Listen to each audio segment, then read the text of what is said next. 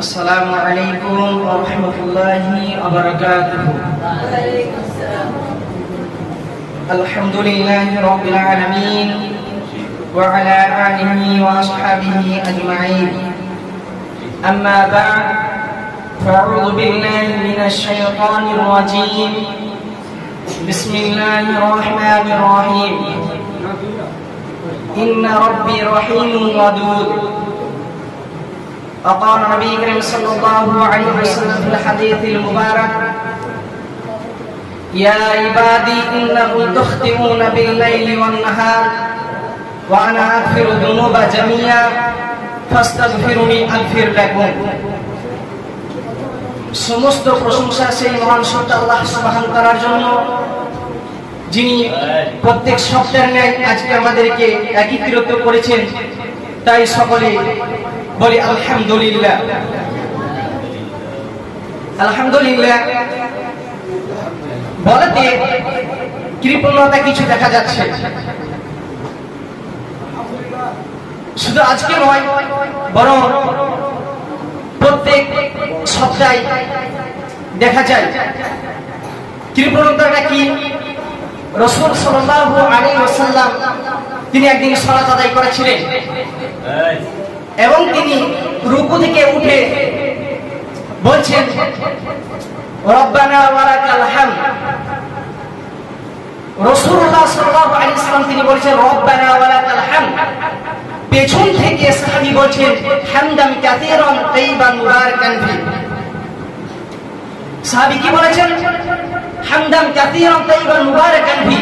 রাসূলুল্লাহ সাল্লাল্লাহু আলাইহি ওয়াসাল্লাম তিনি সালাত শেষ করে সাহাবীদেরকে জিজ্ঞাসা করছে, তোমাদের মধ্যে এই বাক্যটি কে বলেছেন? সাহাবী বলছেন, জি আমি বলেছি। তখন রাসূল সাল্লাল্লাহু আলাইহি ওয়াসাল্লাম বললেন, আল্লাহ নবী বলছেন যে শোনো সাহাবী, তুমি যখন এই বাক্যটি পাঠ করছিলে তখন আমি দেখছিলাম 30 জনের বেশি ফেরেশতা নেকি লেখার জন্য পাল্লা দিচ্ছিল।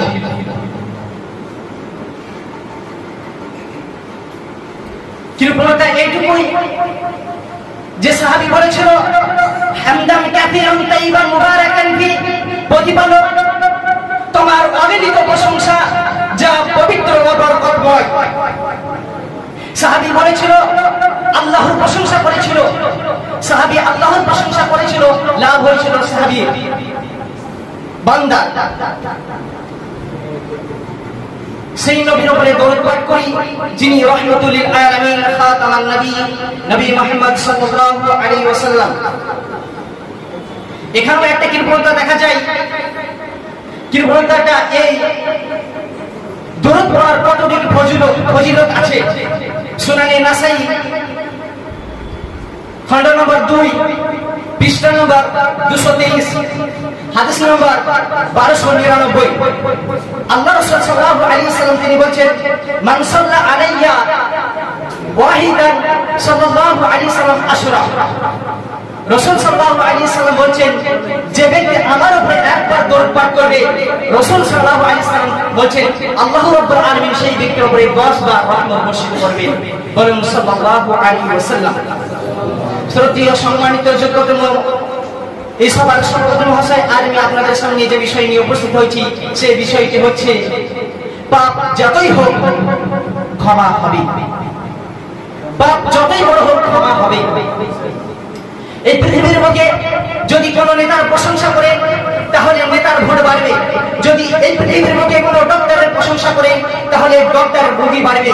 যদি দোকানের প্রশংসা করে তাহলে দোকানের কিনা বেচা বেড়ে যাবে।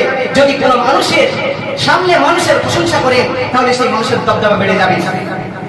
যদি আল্লাহ সুবহানাহু ওয়া তাআলা প্রশংসা করে তাহলে আল্লাহ সুবহানাহু ওয়া তাআলা কোনো যায় আসে না, লাভ নাই, মুশকিল নাই, বড় তাই না।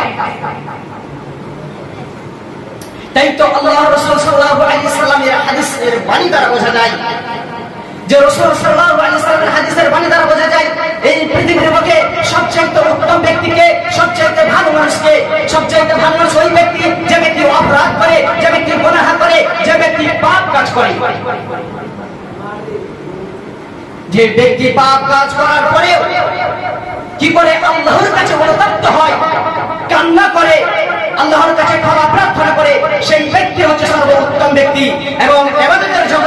সবচেয়ে বড় ইবাদত হচ্ছে ক্ষমা প্রার্থনা করা। আর আল্লাহ সুবহানাহু ওয়া তাআলা যাতে সবচেয়ে বেশি খুশি হন সেটা হচ্ছে আল্লাহর এই ক্ষমা প্রার্থনাতে। তাই তো আল্লাহ রাসূল সাল্লাল্লাহু আলাইহি ওয়াসাল্লাম একটা হাদিসের মধ্যে বলেন, হাদিসটি পাবেন মিসকাতুল মাসাবি খণ্ড নম্বর 2 পর্ব নম্বর 10 হাদিস নম্বর 2326, ইয়া ইবাদি ইন্নাকুম তুখতিউনা বিল-লাইলি ওয়ান-নাহার, ইয়া ইবাদি হে আল্লাহর বান্দারা ইন্নাকুম তুখতিউনা বিল-লাইলি ওয়ান-নাহার, তোমরা দিনে রাতে পাপ করো, তোমরা দিনে রাতে অপরাধ করো, ওয়া আনা আগফিরু যুনুবা জামিআ, এবং আমি তো তোমাদের সমস্ত পাপকে ক্ষমা করে দিই। ফাস্তাগফিরুনি আগফির লাকুম, তোমরা আমার নিকটে ক্ষমা চাও, আমি তোমাদেরকে ক্ষমা করে দিব।